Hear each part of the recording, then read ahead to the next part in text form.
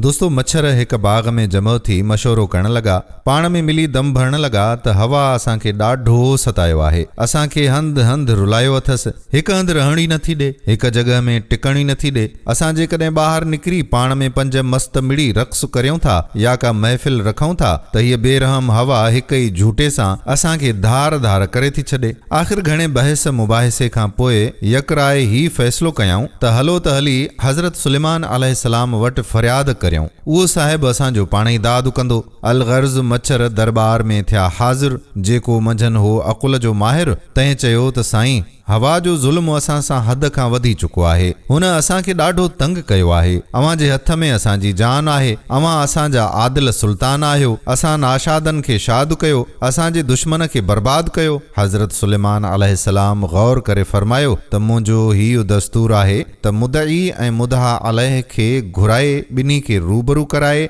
पोइ फ़ैसिलो कंदो आहियां। तंहिं करे तव्हां तरसो त हवा खे घुरायां, तव्हांजो फ़ैसिलो करियां। हज़रत सुलेमान अलैहिस्सलाम हवा खे हुकुम ॾिनो त अए हवा, तूं जल्दी आ मच्छरनि जी दावा जो जवाब ॾे। हवा हुकुम ॿुधण सां अचणु शुरू कयो। हवा जो घुलण ऐं मच्छरनि जो भॼणु। हज़रत सुलेमान अलैहिस्सलाम चयो त अए मच्छरो, बीहो, हवा सां कुझु त सवाल जवाब कयो त आउं अव्हांजो फ़ैसिलो करियां ऐं अव्हां जे उमीद जो दामन मक़सद जे गुलनि सां भरियां। मच्छरनि चयो त साईं, बसि एॾां हवा आई ऐं हेॾां असां हवा थियासीं। असांजा पेर हुन अॻियां खुपी नथा सघनि। उन्हीअ जी हस्ती असांजी नेस्ती आहे। हीअ हिकायत बयान करे मौलाना रूमी रहमतुल्लाह अलैह फरमाए थो त जॾहिं बंदो ख़ुदा खे इबादत रियाज़त सां हासिल करे थो, ख़ुदि उन जी ज़ात में फ़ना थी वञे थो त फ़ना खां पोइ ई बक़ा हासिल थिए थी। शाह साईं फरमायो, जां जां पसी पाण खे तां तां नाहे सुजूद विञाए वजूद हासिल कर तूं हक़ खे।